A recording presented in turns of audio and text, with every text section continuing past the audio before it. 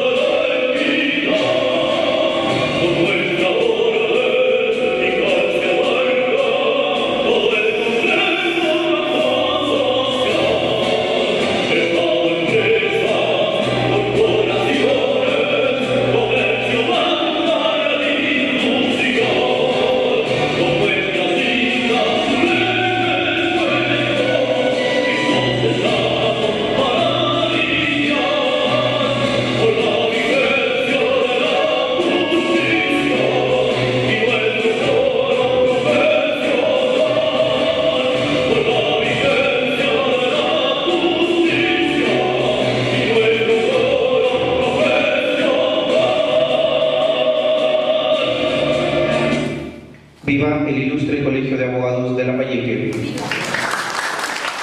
Pueden tomar asiento. Dejamos en el uso de la palabra a nuestro decano, el doctor Víctor Anacleto Guerrero. Doctor Mateo Gómez Matos, amigo, expositor de esta noche. Estimados colegas, alumnos, público presente. Decirles que siempre es satisfactorio por nosotros las exposiciones de los bienes jurídicos y hoy a cargo de un gran amigo, el doctor Mateo Gómez Matos, que es decano del Colegio de Abogados de Piura y es doctor en Derecho. Decirles también que la próxima semana lamentablemente no va a haber el referéndum, pero por una medida cautelar que han interpuesto los fiscales que no quieren ser evaluados, pero en respaldo a esto la Junta Nacional de Decanos ha programado el referéndum para el día 15 de noviembre, o sea que de todas formas haremos el referéndum el 15 de noviembre en Chiclayo y el 14 en San Ignacio y Cuterra. Invitarlos también, estimados colegas, para el día 17 y 18 de octubre, que hacemos el día viernes y sábado el curso de contratación del Estado, el día viernes y el día sábado, con expositores de la OCDE, expositores de Lima. Es un curso gratuito también, esperemos contar con su presencia. Y también ya está programado, pues, aparte de los bienes jurídicos, el curso gratuito de litigación oral, que pondrá el doctor Vizcoya, el doctor Burga y también el doctor Celada. Bien, vamos a pedir a al doctor Acevedo, que lea la hoja de vida de nuestro expositor de esta noche. Muchas gracias. El doctor Mateo Gómez Matos es abogado por la Pontificia Universidad Católica del Perú. Es doctor en Derecho por la Universidad de Oviedo, España, profesor ordinario de pregrado y posgrado de la Universidad de Piura. Ha sido registrador y gerente registral en la Superintendencia Nacional de Registros Públicos, SUNAR, juez especializado y juez superior supernumerario, miembro de la Comisión del INDECOPI, árbitro y director del Centro de Arbitraje de la Cámara de Comercio de Piura, como ya lo mencionó también nuestro decano del Colegio de Abogados de Piura. Actualmente se desempeña como abogado asociado en el estudio Muniz, Ramírez, Pérez, Torres y otros, a quien pido recibir con un fuerte y merecido aplauso.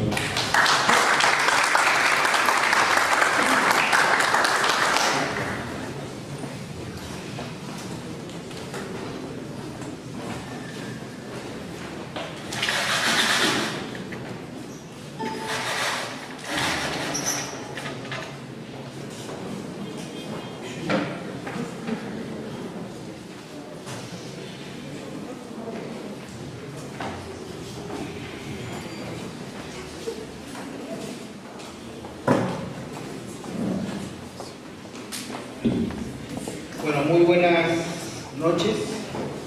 En primer lugar, va mi agradecimiento al doctor Víctor Anacleto, decano del Colegio de Abogados de Lambayeque, por su amable invitación, y también un agradecimiento a ustedes por estar aquí en una actividad del colegio, y es importante que los abogados, estudiantes de esta región participen en las actividades que hacen su gremio, su colegio. Además, siendo viernes por la noche, mi agradecimiento doble, porque vienen a escuchar cosas de acto jurídico, de negocio jurídico. Procuraré no aburrirlos, procuraré ser breve, procuraré tratar de ser ameno en una materia que suele ser calificada de tediosa, de aburrida y en todo caso de incomprensible, ¿no? Pero creo que no tiene por qué ser merecedora de estos epítetos. Solamente voy a hacer una pequeñísima introducción a dónde está situado el tema del negocio jurídico. Mencionaré qué cosa es lo que se entiende hoy por negocio jurídico, y luego sí me dedicaré a tratar las causales de nulidad del negocio jurídico. Trataré de hacer esto lo más comprensible posible.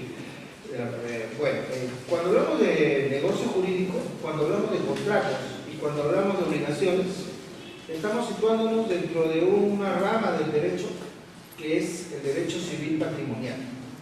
El derecho civil patrimonial es una rama del derecho civil que a su vez es el tronco común del derecho privado.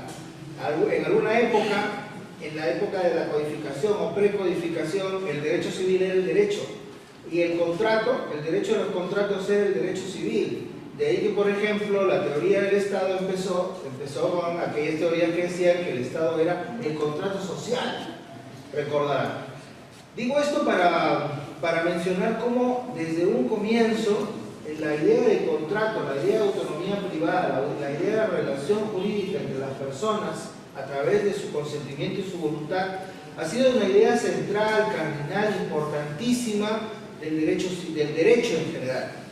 El contrato, el negocio jurídico, es una materia tan importante que no solo es trabajada por los civilistas, ¿no?, sino es trabajada por todos, por penalistas, tributaristas, laboralistas, todos, todo el tiempo estamos viendo negocios jurídicos, todo el tiempo estamos viendo contratos. El derecho civil no tiene por objeto la norma civil, el código civil, no tiene por objeto el contrato, no tiene por objeto la propiedad. El derecho civil tiene como único objeto la defensa de los intereses de las personas. En última instancia, la razón de ser del derecho civil no es el patrimonio de las personas, no es su billetera, no es su propiedad, no es el contrato, es la propia persona. La defensa de los intereses de la persona, llámese como se llama. Y el derecho civil patrimonial es aquella parte de ese derecho que se ocupa de la relación de los intereses económicos de las personas. De tal manera que el derecho civil patrimonial tiene una parte estática y una parte dinámica, ¿no? En la parte estática nosotros identificamos, por ejemplo, quién es el propietario, quién es el superficiario, quién es el soli domini, el propietario, el titular de la servidumbre, etcétera, etcétera. ¿Quién es? ¿Desde qué momento y hasta cuándo? Eso es derecho real. Relación estática. Estática porque es una imagen congelada, porque es una foto en blanco y negro, no nos da más información que es. En cambio hay una parte dinámica del derecho civil patrimonial, y digo dinámica porque es una imagen en movimiento, es como un video. Ahí sabemos que, por ejemplo, este derecho subjetivo se ha movido de A hacia B, de B hacia C. ¿Y cómo se ha movido? ¿Por qué se ha movido? ¿Cuál es el fundamento? ¿Cuál es la causa que ha permitido ese movimiento? En la parte dinámica, básicamente se estudian los intercambios. Y los intercambios se producen por un motor que se llama contrato. Y el contrato no es otra cosa que un negocio jurídico bilateral de contenido patrimonial. El contrato es el negocio jurídico por excelencia, no es el único, hay otros. Hay negocios jurídicos unilaterales, por ejemplo, como el testamento. Hay negocios jurídicos unilaterales como la adopción, como el reconocimiento de hijos. Pero qué duda cabe que el contrato es el negocio jurídico más tratado, más reconocido, más importante. Y de eso vamos a hablar en esta oportunidad. Antes de continuar, insisto en aquella idea original, ¿no? O sea, no vamos a hablar por último de negocio jurídico, vamos a hablar de personas, porque el derecho civil patrimonial y el negocio jurídico y el contrato es una herramienta para las personas. ¿Y por qué para las personas? ¿Y por qué el derecho civil defendería los intereses económicos de las personas? Básicamente porque el ser humano, para ser propiamente humano, estamos dotados de dos características, de dos cualidades, de dos notas que son indispensables, sin las cuales no seríamos seres humanos si seríamos esclavos o seríamos cosas. Esas notas son las necesarias notas de dignidad y de libertad. Sin dignidad y sin libertad no seríamos seres humanos. Por eso es que la Constitución empieza diciendo en su artículo primero que la persona es, y el respeto de su dignidad, dice, ¿no?, son el fin supremo de la sociedad y del Estado. Por eso, justamente. Bueno, y en la parte estática, sabemos que la institución más conocida es la propiedad, el derecho de propiedad, y en la parte dinámica, como estamos diciendo, es el contrato, el negocio jurídico. Ahora bien, para redondear esta idea y ya meterme a nuestro tema, el contrato, el negocio jurídico en Perú no es lo mismo que el contrato, el negocio jurídico en Venezuela, o en Cuba, o en Vietnam, o en otras partes.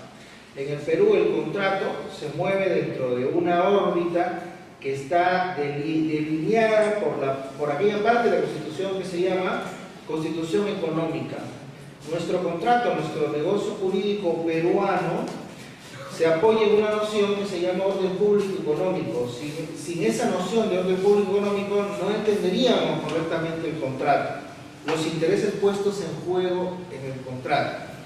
¿Qué cosa es orden público económico? Bueno, orden público económico básicamente pues son dos cosas. Orden público, yo sé que cuando uno dice orden público uno dice policía, ¿no?, una noción de autoridad, pero no, acá estamos haciendo referencia cuando decimos orden público económico a dos cosas.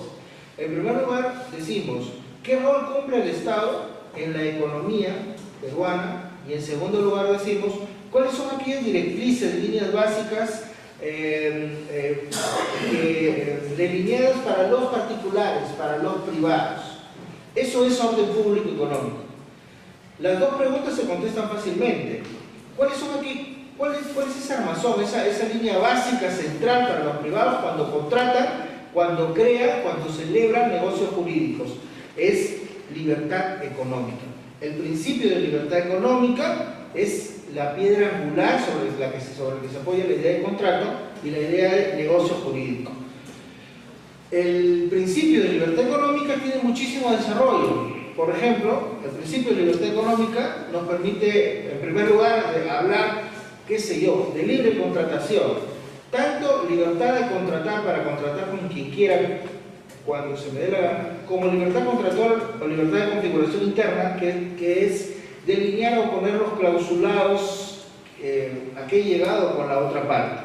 Libertad de tráfico económico, libertad de mercado, libertad de empresa y libertad y libre concurrencia económica. Yo puedo, no porque otro venda papas, yo no puedo vender papas. Yo puedo entrar al mercado, también puedo salir del mercado, puedo hacerlo de manera individual, puedo hacerlo de manera organizada a través de una empresa, etc. ¿Dónde está todo eso? Artículo 2 de la Constitución, no solo artículo 2 de la Constitución, vamos a la parte de libertad económica y ahí vamos a encontrar pues todas esos principios que estoy mencionando, artículo 58, artículo 59, artículo 60 de la Constitución, 61, 62, 70, etcétera, que tratan de todos estos temas que son, como digo yo, claves, ¿no? En lo que a nosotros nos interesa, para hablar de negocio jurídico, para hablar del contrato, nuestro negocio jurídico se apoya entonces en esta idea de orden público económico que tiene como base, como punto de apoyo, hemos dicho, el principio de libertad económica. Conmutatividad, el contrato es básicamente un cambio que es un intercambio, es decir, los contratos normalmente son bilaterales, normalmente traen causa onerosa. Los contratos, por eso es que, por ejemplo, la protección del tercero que confía en la buena fe registral del 2014 es una protección que solo se concede a quien adquiere título oneroso y no al que adquiere título gratuito. ¿Por qué? Porque el ordenamiento básicamente protege los intereses económicos que tienen que ver con los intercambios. Los que tienen que ver con desplazamientos gratuitos no tienen por qué estar protegidos necesariamente por el derecho, por ejemplo. Por eso es que esa modificación que se está intentando ahora del artículo 2014 del Código Civil, por muchas razones a mí me parece penosa. Y uno de los problemas es que elimina la palabra onerosidad, que ahora comprendería todo tipo de transferencias. Bueno, entonces, en resumen, el panorama civil, contractual o de negocio jurídico peruano es un panorama de libertad económica, de fomento del tráfico, de circulación de bienes. Es un panorama en el que rige el principio de conservación del negocio. En la duda entre si el negocio está viciado o no está viciado, el juez deberá decantarse porque no está viciado. El principio de conservación del negocio, prevención del fraude, libertad para disponer de la nueva propiedad, trascendencia real, solo se inscribe aquello que pueda afectar a terceros que tienen trascendencia real. En fin, protección de la declaración de voluntad a través del principio de armonía y del principio de la confianza. Interpretación restrictiva de normas prohibitivas, finalidad práctica de la norma. Todo esto es el escenario dentro del cual nos movemos. Bueno, y el negocio jurídico no es otra cosa que, para pasar al otro tema, el negocio jurídico no es otra cosa que el mayor acto de autonomía privada que el ordenamiento reconoce a los individuos. El negocio jurídico, que se puede definir de muchas maneras, no es otra cosa que un acto jurídico especial, y un acto jurídico especial matizado por sus efectos. Los efectos buscados por las partes son tomados por el ordenamiento y el ordenamiento respalda completamente esos efectos jurídicos con todo el respaldo de la fuerza pública. El componente primario del negocio jurídico es la declaración de voluntad. Sin declaración de voluntad no hay negocio jurídico. La declaración de voluntad es tan importante que podemos distinguir el negocio jurídico del acto jurídico en sentido estricto justamente por la presencia o por la ausencia de la declaración de voluntad. Si nosotros vamos al libro 2 del Código Civil y vemos que hay un título que habla de vicios de la voluntad, habla del dolo, error, violencia, simulación, etcétera, que afectan a la voluntad. No son los únicos vicios del negocio, hay otros vicios del negocio, pero los que afectan a la voluntad son los más conocidos, los más regulados. ¿Por qué el libro 2, que se llama del acto jurídico, habla de vicios de la voluntad? porque el componente esencial de aquello que está tratado en el libro 2 es la declaración de voluntad. Ergo, lo que está tratado en el libro 2 es el negocio jurídico, aunque se llame acto jurídico. Hoy lo que tenemos regulado en el Perú es, en el libro 2, el negocio jurídico. En el libro 7 del Código Civil también tenemos regulado el acto jurídico, el negocio jurídico. Lo tenemos regulado en dos sitios, en el libro 2 y en el libro 7. Solo que en el libro 7 tenemos regulado un negocio jurídico bilateral de contenido patrimonial que es el contrato. Esa doble regulación del negocio jurídico es una doble regulación en algunas cosas redundante y en otras y que genera mucha distorsión. Algunas normas que están en el libro 2 que deberían calzar con las que están en el libro 7 no calzan y hay mucha contradicción entre lo que hay en el libro 7 con lo que hay en el libro 2. Si lo que tengo que examinar es un testamento, si hay un problema ahí con la voluntad del testador, no uso el libro 2, pero sí no uso el libro 7, pero sí me voy al libro aparte del libro de sucesiones, sí tengo que irme al libro 2 porque el testamento es un negocio jurídico. Si lo que estoy examinando es un contrato, me voy al libro de contratos, pero si hay un problema de nulidad del contrato, eso no me lo resuelve el libro de contratos, me lo resuelve el libro 2. Para que vean este doble juego que hay en Perú, que a veces es perverso en algunos temas, pero que ya sería muy largo ponernos a tratar este tema. Bueno, entrando ya más en materia. El negocio, para hablar de las causales de nulidad que están ahí reguladas en el artículo 219 y en el artículo 221 del Código Civil, ¿no? El negocio jurídico es como una torta que tiene varios pisos, que tiene varias partes. Tradicionalmente, siempre se ha dicho que el negocio jurídico tiene tres tipos de elementos, de partes. Serían los elementos esenciales, los elementos accidentales y los elementos naturales. Esto se ha enseñado desde toda la vida. Así han aprendido nuestros maestros con el Código del 36 y así lo aprendieron los que redactaron el Código del 84. Si uno va a Chile, es así. Si uno va a Argentina, es así. Yo que estudiaba en España, pues me enseñaron esto nuevamente. O sea, siempre es así. Sin embargo, entendiendo que el elemento esencial son aquellos, pues, claves, sin los cuales el negocio ni siquiera existiría. Los elementos naturales son aquellos que acompañan naturalmente al negocio, pero que podríamos sacarlos del negocio.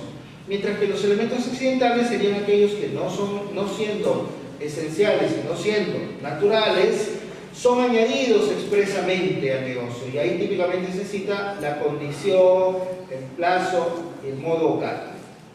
¿No? El problema es que los elementos, si nos preguntamos cuáles son los elementos esenciales, pues vamos a tener algunos problemas. ¿Cuáles son los elementos esenciales? Creo yo que a nadie le quedará duda de que el elemento esencial es la declaración de voluntad.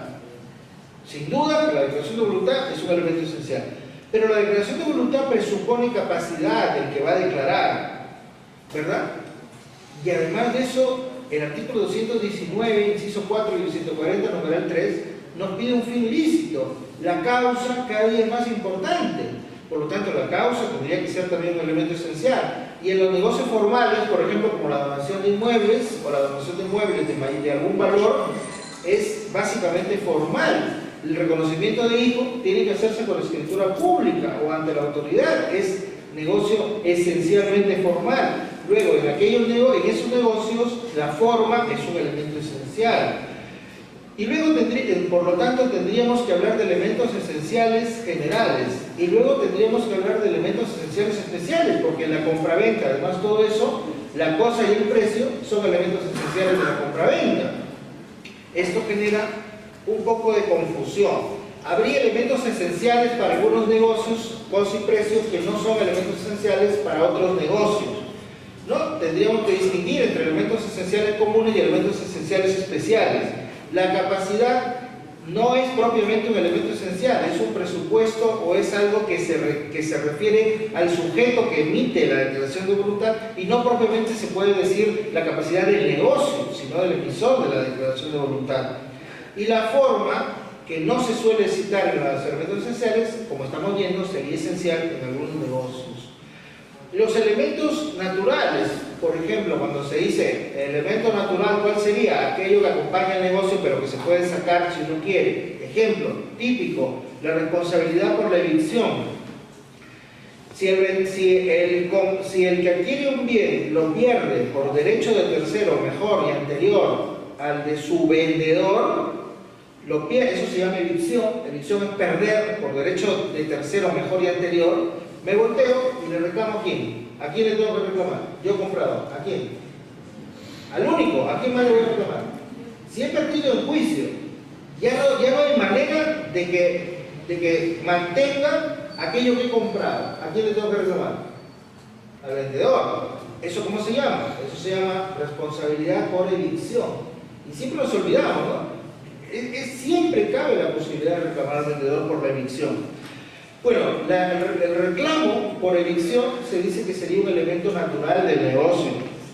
Sin embargo,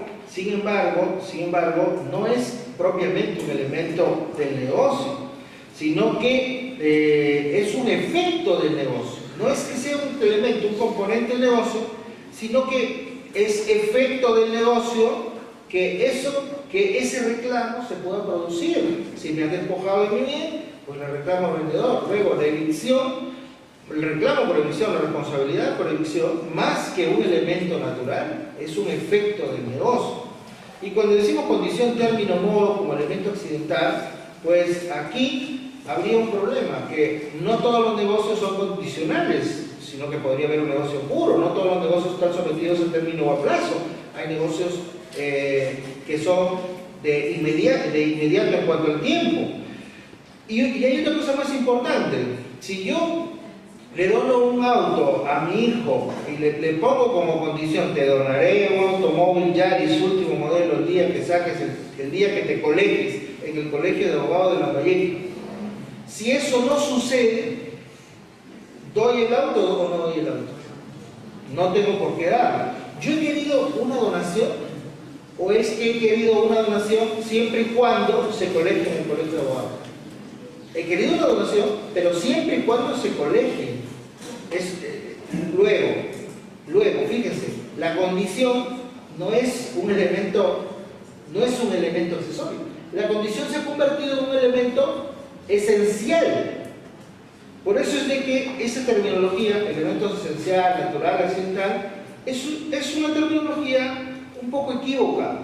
Y por eso es que en el Perú se propuso hace algunos años, y todos los jueces lo repiten hasta el cansancio, que esa clasificación ha quedado sustituida por aquella que distingue entre elementos, presupuestos y requisitos de negocio jurídico.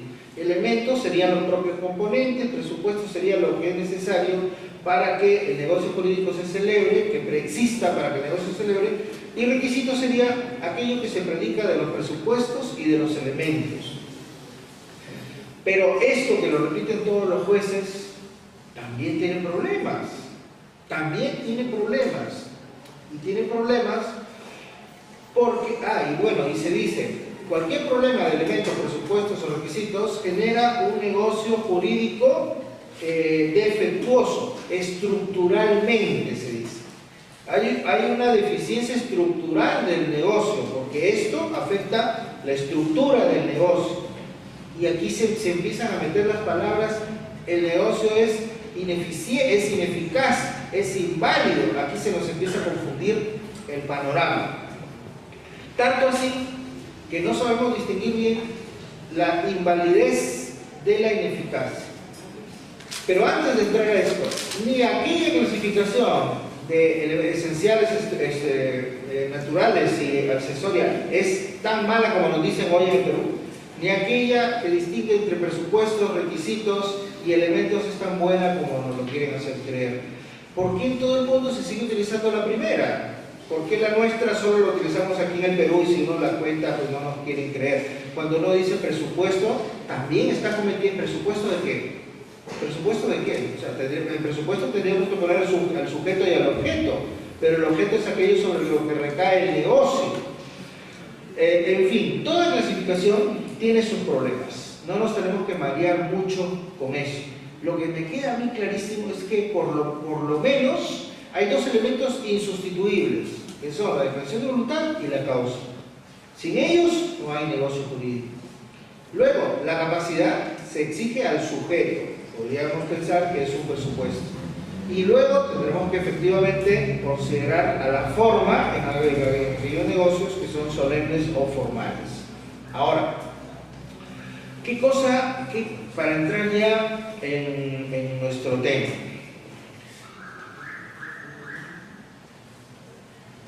No sé si voy muy rápido. Si voy muy rápido me dicen y le bajo la velocidad. Voy bien, ¿no? No voy muy rápido. Siempre se distingue entre invalidez e ineficacia. Y acá hay una confusión terrible, que a mí me parece una confusión que la sufrimos solamente los peruanos, porque yo no lo he notado en otros sitios. ¿Qué cosa sería invalidez?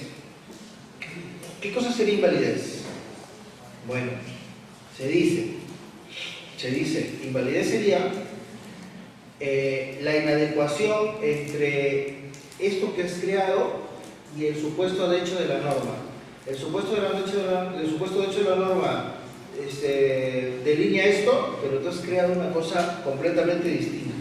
Sea porque le faltan algunos de los requisitos para conformar ese supuesto de hecho, o sea porque hay una norma que lo prohíbe en el ordenamiento jurídico.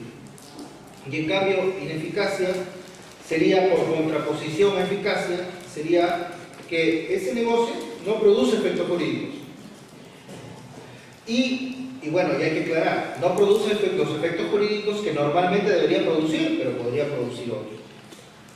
¿No? ¿Qué cosa es lo que entiendo yo para ir aclarando este tema? Bueno, primero que nada, entiendo yo que en el Perú hay... y no sé si lo tengo por acá. Creo que sí lo tengo por acá. A ver. No sé si lo tengo por aquí, pero... No sé... perdonen la... bueno, mejor se los cuento. En el Perú se nos dice lo siguiente. Se nos dice ineficacia estructural, ¿no? Esto lo habrán escuchado muchos millones de veces. Ineficacia estructural versus ineficacia funcional, se nos dice, ¿no? Entonces se nos dice, la ineficacia estructural es cuando falla alguno de los presupuestos, elementos, requisitos. Ineficacia funcional es cuando el negocio no produce efectos. Eso, no sé por qué, pero solo es acá, porque cuando uno lo cuenta fuera se queda mirando de manera rara y lo voy a explicar. Es decir, en el Perú, si lo que debían hacer, fíjense, ¿no? Si lo que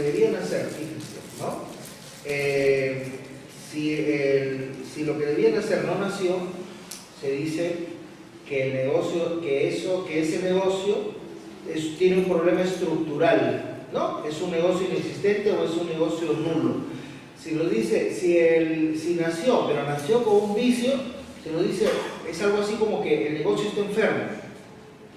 El negocio está enfermo, está cojo, nació medio tullido y no produce los efectos que debía producir, pero nació. Esa es la distinción que nosotros encontramos ahora entre nulidad y anulabilidad, que en el Perú se entiende que la nulidad y la anulabilidad serían formas de la invalidez, mientras que la resolución, por ejemplo, del contrato por incumplimiento o la rescisión serían formas de ineficacia. Y eso no es así. Y no es así ¿por qué? Y lo voy a explicar.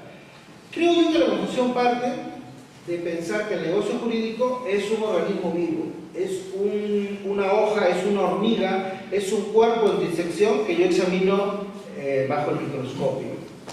No es así. El negocio jurídico no existe, no pertenece al mundo del ser. El negocio jurídico no lo podemos colocar en una mesa en laboratorio. El negocio jurídico no lo estudia la biología. El negocio jurídico lo estudia el derecho. ¿Por qué? Porque el negocio jurídico pertenece al mundo del deber ser. Es una invención. Lo hemos inventado el negocio jurídico. Y peor todavía, el negocio jurídico es una abstracción del contrato que a su vez es otra abstracción. El negocio jurídico es una super abstracción. No hay abstracción más grande que la del negocio jurídico. Es un invento. Entonces, lo que digamos del negocio jurídico son cuestiones de valoración, pero no puedo hacer afirmaciones que lo digan, esto es nació vivo, nació muerto, no. Y voy a explicarlo por qué.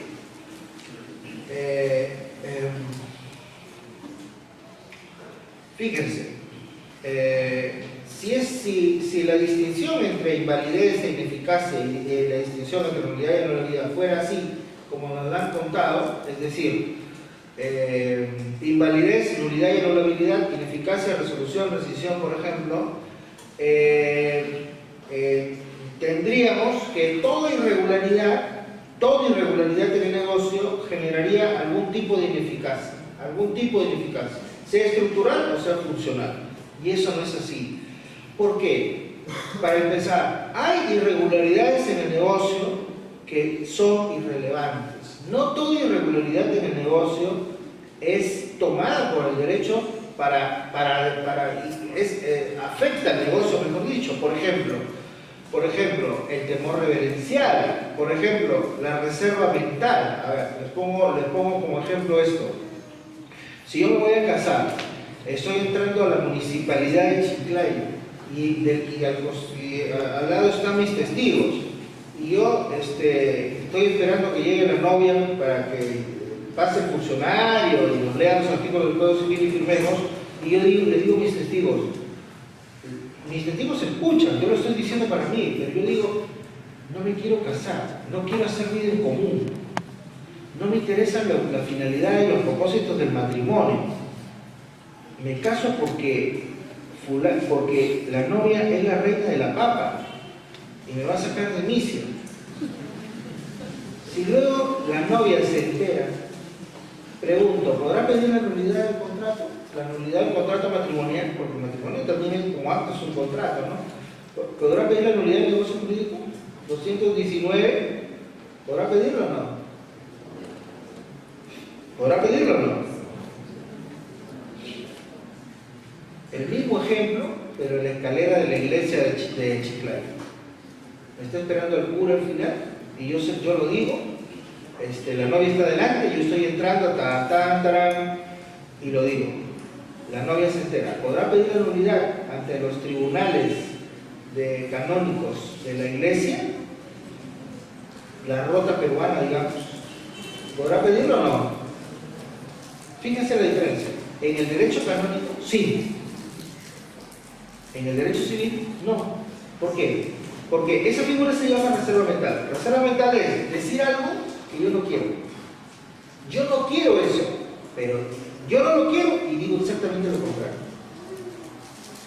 En el derecho civil es irrelevante. No forma parte de ninguna de las responsables de nulidad del 219. Peor, todavía no está en ninguna de las 221 de la nulidad. Pero en el derecho canónico sí. Ahí sí es nulo el matrimonio religioso. En el derecho civil no. Luego, en el derecho civil, una irregularidad tan brutal como la discrepancia entre la voluntad interna y la voluntad declarada es completamente irrelevante. Ese negocio irregular, fíjense que debería ser ineficaz, no es ineficaz, es perfectamente eficaz. Luego, las irregularidades no generan automáticamente ineficacia. Otro ejemplo podría ser el dolo incidental, o también llamado el dolo bueno. Cuando yo digo la mejor refrigeradora del mundo, la mejor universidad del Perú, esas cosas que no es verdad, pues, no es verdad.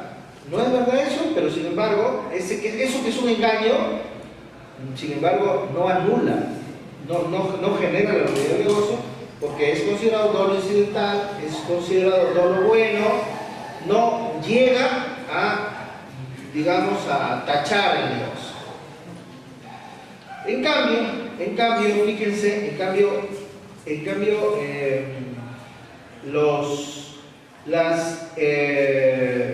las irregularidades en el derecho, que no siempre generan un efecto, para que el negocio jurídico sea tachado, que es la noción de invalidez. Inválido es el negocio que no tiene valor. Lo que no tiene valor, en principio no merece tener efectos, en principio. Y para yo tachar un negocio, para declararlo inválido, no es porque está cojo, porque nació medio vivo, medio muerto, no. La tacha, la invalidez viene por tres fuentes. Viene básicamente de una manera expresa. Hay normas que prohíben negocios que sean de estas características. Hay normas que, efectuada una deducción, permiten sacar en claro que ese negocio sería un negocio nulo. Y también incluso los principios generales del derecho, por ejemplo, un negocio jurídico contrario a normas que interesan al orden público y las buenas costumbres, también generan esa tacha, esa invalidez del negocio. ¿Ya? Ahora, fíjense, ya entrando más en materia, aquello que afecta a los elementos esenciales debería generar ineficacia estructural, debería generar invalidez, de acuerdo a las categorías peruanas conocidas, pero no es así. ¿Por qué? Porque el derecho no procede por categorías dogmáticas. El derecho procura soluciones que a veces son soluciones dispares, a veces nos parecen contradictorias, pero no son contradictorias. Y a veces hay irregularidades parecidas, pero que generan sanciones diversas en el ordenamiento. Por ejemplo, voy a poner varios ejemplos para que se entienda. ¿Ya? Por ejemplo, a ver, el Código Civil, en el artículo 221, dice que el dolo, el error, la violencia y la intimidación son causales de nulidad. ¿Verdad? ¿Se acuerdan de esta norma? Ya. Muy bien. Dentro de la categoría de error, se distingue el error vicio y el error sustantivo. El error vicio es cuando yo digo, yo creo que ese caballo que está pasando es el caballo Júpiter, cuando no es así, es el caballo Venus. Y como yo creo que el caballo Venus es el caballo Júpiter, ¿no? Yo digo lo compro. Ese es un error vicio porque mi voluntad se ha formado viciada y la discrepancia entre la realidad y la voluntad pertenece al declarar. En cambio, el error ostativo es lo que nosotros decimos es un lapsus. Yo sé que ese caballo que está pasando es Venus, yo sé que es Venus. Yo sé que el otro es Júpiter, yo sé que quiero comprar el caballo Venus y no quiero comprar el caballo Júpiter. Y queriendo decir, compro el caballo Venus, no sé por qué, digo, compro Júpiter. Eso se llama lapsus linguae. O cuando yo tengo dos ofertas, la oferta A y la oferta B, y en un sobre, pensando que meto la oferta A, meto la oferta B. Lapsus calmo, eso se llama error ostativo. Pues bien, fíjense, el error vicio y el error ostativo tienen un tratamiento completamente diferente en el derecho civil peruano. El error vicio y el error ostativo, que deberían tener sanciones parecidas, que son instituciones, que son conceptos completamente diferentes, generan el mismo resultado. El error ostativo debería viciar el negocio, tacharlo completamente. Pero muchas veces el error ostativo es completamente ineficiente, es completamente irrelevante. ¿Por qué? Por el principio de conservación del negocio. ¿Por qué? Porque tenemos un receptor de la declaración que no tiene por qué saber que te has equivocado. Principio de la confianza, teoría de la armonía, etc. Entonces, hay muchos vicios que tienen sanciones diversas. Y a la vez hay vicios distintos que tienen las mismas sanciones en el Código Civil. Fíjense, para ir centrándonos más todavía, en la ineficacia negocial, en la ineficacia del contrato de negocio, nosotros hablamos de inexistencia, de invalidez y de ineficacia en sentido estricto. La ineficacia sería lo más grave que le podría suceder al negocio. Perdón, la inexistencia. La inexistencia sería lo más grave. Un negocio que no exista sería lo peor, ¿no? ¿Por qué? ¿Cuándo se habla de inexistencia? Bueno, de la inexistencia se empezó a hablar en el derecho francés ¿Por qué? Porque en el derecho francés, los franceses seguían una regla que no hay nulidad sin texto. Para que el negocio fuera nulo, tenía que haber necesariamente, los jueces franceses requerían una norma imperativa que prohibiera ese negocio. Y en algunos casos en Francia se empezaron a dar casos de personas que hacían testamentos en favor de perros, en favor de gatos, y también tuvimos los primeros casos en el siglo XIX de matrimonios de personas del mismo sexo. Y el Código Civil francés no prohibía la donación a los perros y tampoco y decía que el matrimonio es la unión de dos personas, no decía de varón y mujer. Por lo tanto, si dos personas del mismo sexo se iban a casar, pues el funcionario francés no veía la manera de rechazar ese matrimonio. Por eso es de que los jueces franceses inventaron una categoría distinta, que es la categoría de la inexistencia. Está bien, decían, no está prohibido, pero es que ni siquiera existe. Y ni siquiera existe porque la institución, por ejemplo, del negocio del matrimonio supone personas de diferentes sexos. O el testamento supone la transferencia de los derechos y de las obligaciones a otra persona, sino quién va a asumir esas obligaciones, por ejemplo, ¿no? Entonces ellos inventaron por necesidad una categoría que es la categoría de la inexistencia. La categoría de la inexistencia en el Perú ya no es útil. No la tenemos regulada en el Código Civil, algunos la mencionan, pero no la necesitamos. Y no la necesitamos ¿por qué? Porque para nosotros en el Perú la nulidad puede ser expresa, pero también la nulidad puede ser virtual. Si hay una norma que lo prohíba, norma imperativa que lo prohíbe, el negocio es nulo por nulidad expresa. Pero si no hay norma que lo prohíba, el negocio también podría ser nulo. Y podría ser nulo porque es contrario a las normas, por ejemplo, que interesan al orden público y a la buena costumbre, o se deduce de los principios generales del derecho.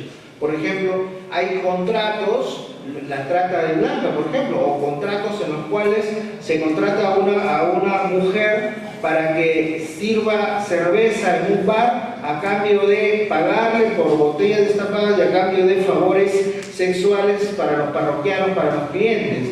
Ese negocio sería un negocio nulo, y sería un negocio nulo aún cuando no hubiera una norma que lo prohíbe expresamente, porque eso es contrario a las normas que tienen que ver con el orden público y con las buenas costumbres. Por lo tanto, para nosotros es nulo expresamente o nulo virtualmente. Nosotros no necesitamos la categoría de la inexistencia, ¿ya? Y por último, hay contratos nulos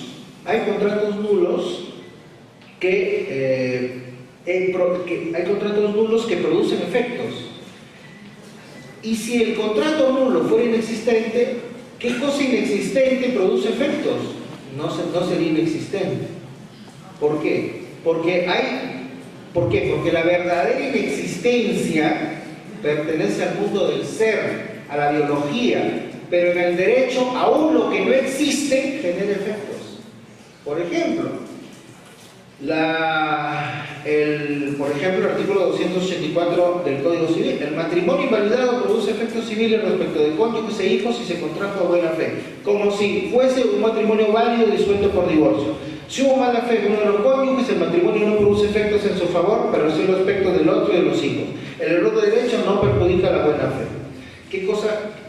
¿A qué se refiere esto que he leído, que es la definición del matrimonio putativo? Una persona se casa una vez y se casa por segunda vez en otra municipalidad. Se casó en Oruro y ahora se casa en Chumbivilcas. Es un bígamo, pero más allá del tema penal que no nos interesa, se casó una vez. Luego, el segundo matrimonio, ¿qué sería? Una de las condiciones de los elementos esenciales del matrimonio es la idoneidad matrimonial, es estar soltero. El casado no puede casarse, ese matrimonio sería nulo, pero sería inexistente. Oye, un ratito, pero el segundo matrimonio produjo hijos, que los hijos son inexistentes. Produjo adquisición de bienes. ¿A quién van a pertenecer los bienes si el matrimonio fuera inexistente? Entonces, fíjense, hasta ese matrimonio que debería ser inexistente o nulo, es un matrimonio reconocido por el derecho. Y el derecho lo reconoce y le dice, ya, no es nulo, no es inexistente, sino que es un matrimonio válido, que se considera disuelto como si hubiera sido disuelto por el divorcio. El segundo. Entonces, fíjense, cómo lo nulo, lo que tiene que ser nulo, no es nulo. ¿Por qué? Porque estamos en el mundo del deber ser. Luego, cuando hablamos de invalidez, decimos, invalidez sería falta de elementos esenciales, presupuestos, vicios negociables. En cambio, ineficacia es, hay algo sobrevenido, se dice. Hay una causal sobrevenida que le resta eficacia. Bueno, estamos viendo que eso no es verdad. Porque justamente, a ver, voy a poner un ejemplo. La resolución contractual. La resolución contractual, ¿qué cosa sería? En el Perú se dice, la resolución contractual es un ejemplo de ineficacia funcional. El negocio es válido, pero ineficaz. Deja de tener efectos. O la condición, se dice, el negocio sometido a condición es un negocio válido, pero ineficaz hasta que se verifica la condición. Es exactamente lo contrario. El contrato que se resuelve por incumplimiento no es, la resolución por incumplimiento no es en realidad un tema de ineficacia funcional. ¿Por qué? Porque justamente en el contrato yo he previsto que el pago de 2 o más armadas dará lugar a la resolución automática del contrato. Es decir, en el contrato yo he previsto como uno de los efectos del contrato justamente que el contrato deja de tener efectos. Por lo tanto, el que el contrato deje de tener efectos es la propia eficacia del contrato. La resolución por incumplimiento es efecto del contrato, no es la ineficacia del contrato, no es un tema de ineficacia funcional. El negocio que era válido, está siendo más bien más eficaz que nunca, porque se está cumpliendo lo que ha dicho el contrato. Se ha previsto que el contrato deje de tener efecto y eso está sucediendo. No es un tema de ineficacia funcional. Al revés, en el caso de la condición, lo mismo. El contrato sometido a condición no es un contrato válido pero ineficaz. Las partes hemos querido que no surte efecto sino hasta que se verifique la condición. Justamente la eficacia de ese contrato es que no surte efectos hasta que se verifique la condición. Por lo tanto, el negocio condicional es un negocio eficaz, no es un tema de ineficacia funcional. ¿No? Bueno, entonces, esto de ineficacia estructural versus ineficacia funcional no tiene sentido. Está mal explicado en el Perú. ¿Cuáles son las categorías que nos podrían utilizar, que nos podrían servir? Bueno, las que nos podrían servir, que son conocidas por los civilistas, son ineficacia automática versus ineficacia provocada, ¿no? La ineficacia automática se produce sin necesidad de activación. El ordenamiento la provoca, la genera, la admite ipso iure, del pleno derecho, no necesita instarse jurisdiccionalmente. En cambio, la provocada sí, la provocada necesitamos actuar. Y absoluta versus relativa, ¿no? Según el círculo de personas que estén involucradas. La ineficacia absoluta, pues no debería producir efectos para nadie. En cambio, la ineficacia relativa supone que el negocio surte efectos para algunos y para otros no. Ejemplo, el negocio en fraude de los acreedores. ¿Cuál es el negocio en fraude de los acreedores? El negocio en fraude de los acreedores es: tengo un deudor tan vivo que ha dispuesto de los bienes para que no haya nada que embargarse. Entonces, ¿qué es lo que nos dice el código en esos casos? El código nos dice, si tienes un deudor así de vivo, ¿qué acción tienes respecto de esos bienes? ¿Cómo se llama esa acción? La acción pauliana. La acción pauliana no es una acción revocatoria, no es revocatoria porque no revoca nada, deja vivo el negocio. La acción pauliana es una acción de ineficacia relativa. Le dice, ya mira, esa transferencia respecto del acreedor es como que no lo hubieras hecho. Respecto del acreedor. Luego, ineficacia originaria versus ineficacia sobrevenida, según el momento temporal en el que sobrevino la falta de producción de efectos. La sanción en la ineficacia originaria debe aplicarse desde la celebración, mientras que en la sobrevenida es posterior. Ya, ineficacia total versus ineficacia parcial. Y esto de ineficacia estructural versus ineficacia funcional hay que tomarlo con mucho cuidado. Hay que tomarlo con mucho cuidado, como estamos explicando. Finalmente, y hay otra clasificación que es sanable versus insanable. Sanable son los negocios es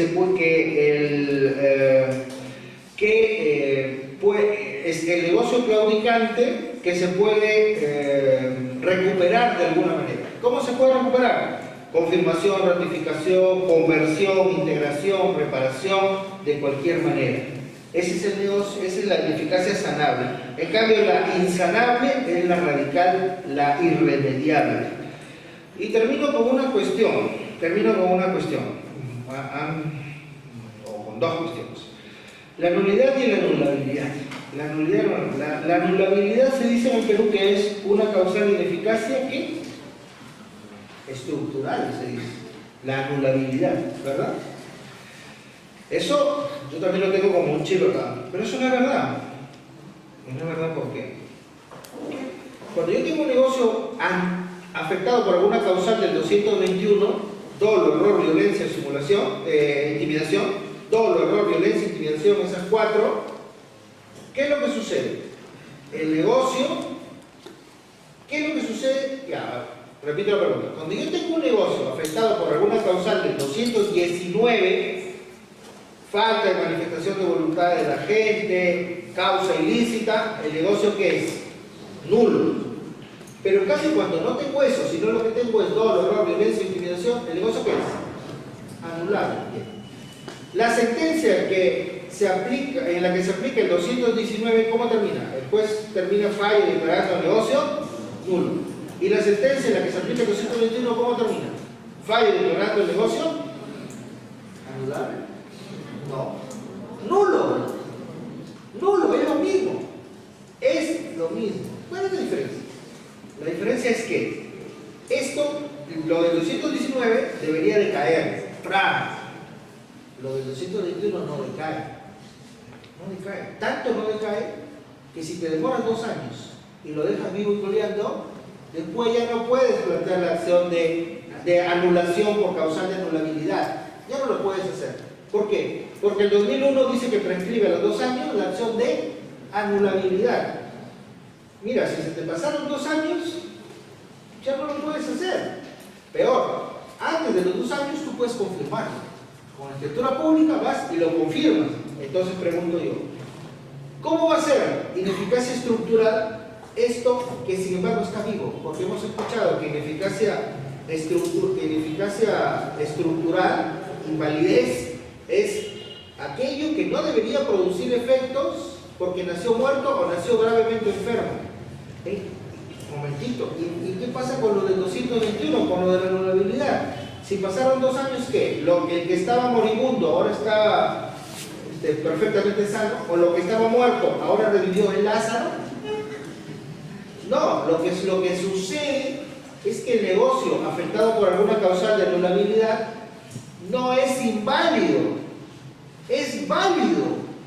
Tan perfectamente válido que si tú no haces nada en esos 2 años va a seguir intachable, no lo va a poder tocar nadie. Por eso es de que lo anulable no es inválido, es más bien válido. ¿De acuerdo? Y termino solamente repasando con ustedes así solamente en 1 minuto la lista del 219, 2 o 3 cositas, nada más. Solamente para resaltar 2 errores constantes en los escritos de abogados que se detecta fácilmente. El 219.1 dice nulo el acto jurídico por falta de manifestación de voluntad de gente, ¿verdad? Bueno, hay un caso que es típico, que es el que lo voy a contar aquí para terminar, para situarlo correctamente. Una persona, vamos a decir A, le vende a B. ¿De acuerdo? Después de un tiempo, la misma persona A le vende a C. C inscribe su derecho. ¿De acuerdo? Este es un tema de qué? ADB de AB y luego ADB de AC. Se inscribe. Es un tema de qué? ¿Cómo se llama ese tema? ¿Cómo se llama? ¿Cómo se llama ese tema? Es un tema clásico del derecho. Clásico del derecho civil. ¿Cómo se llama? Bueno, en el derecho civil se llama doble venta, aunque sea triple, cuádruple, quinto, yo le puedo vender a 5 personas. Por favor, no piensen en el derecho penal que esto no es delito. Podría serlo, pero no necesariamente es delito. Es un tema, si yo tengo 3 hijos, yo siempre lo cuento así, uno gordo, uno flaco y uno enfermo, y solo tengo un bistec y no lo puedo partir, ¿a quién se lo doy? ¿A quién se lo doy? Depende, uno diría al enfermo. Bueno, en la naturaleza se lo daría al más gordo, ¿no? Así es. Porque en la naturaleza es el que tiene que sobrevivir el más fuerte. Bueno, igualito, es un tema de elección. ¿A quién elijo? Al que le vendí primero, ese debería ser. Pero no, el ordenamiento elige al que inscribe, artículo 2022. Pero pudo haber elegido otro, es un tema de elección. Se llama, el 2022 se llama principio de oponibilidad. Pero miren qué sucede, es un tema de elección, nada más. Pero ¿qué sucede? Sucede que los abogados dicen, señor juez, miren, el comprador B demanda la nulidad de la compraventa de A en favor de C. Diciendo, señor juez, es nula por falta de manifestación de voluntad de la gente, porque el propietario soy yo. A mí me lo vendieron primero, está bien que no lo han inscrito, pero a mí me lo vendieron primero. Luego, cuando vendió A, ya no tenía voluntad, falta de manifestación de voluntad de la gente. ¿Verdadero o falso? Completamente equivocado, completamente falso. Cuando el 219 dice falta de manifestación de voluntad de la gente, se refiere a aquellos negocios donde realmente la manifestación de voluntad no existe. Ejemplo, cogen mi mano y me hacen la firma. O por ejemplo, me ponen una pistola y me dicen firma. Ahí no hay manifestación de voluntad. Pero en la venta de ACE, claro que hay manifestación de voluntad. Por supuesto, ahí no se puede aplicar ahí el numeral 1 del 219. ¿Qué otra cosa dicen? Los abogados dicen, es nula por objeto jurídicamente imposible. Por supuesto que no, porque el 1529 que define la compraventa nos dice que por la compraventa el vendedor se obliga a, no dice por la compraventa el vendedor transfiere, dice se obliga a. Bueno, pues será un caso en la venta de AVE en la que el vendedor se ha obligado pero no ha cumplido. Es un caso de incumplimiento nada más. No es un caso de nulidad. Podría ser un caso de nulidad por causa ilícita, dependiendo si acá hay fraude. Si acá hay fraude y si se conocía de esta y se ha apañado con A para sacar del partido a B, podría ser.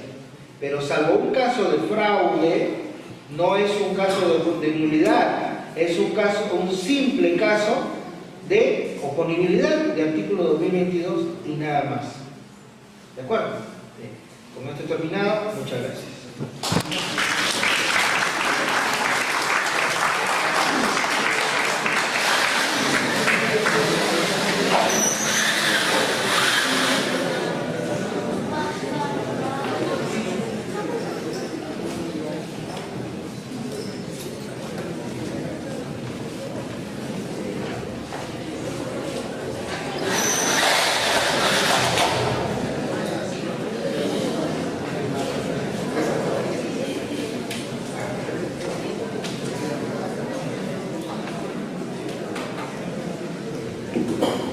Felicitamos al doctor Mateo Gómez Matos, brindándole nuevamente un fuerte aplauso.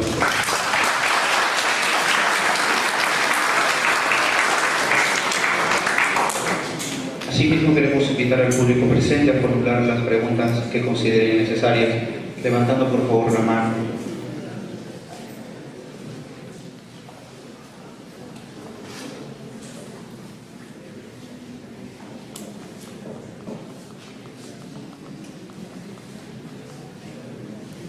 De no haber preguntas, seguimos entonces con la ceremonia.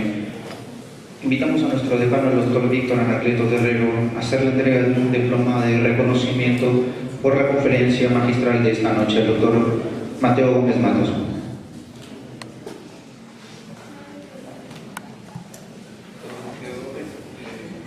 nombre del colegio recibe este diploma de reconocimiento por su magistral exposición causal de utilidad ineficaz de alto colegio.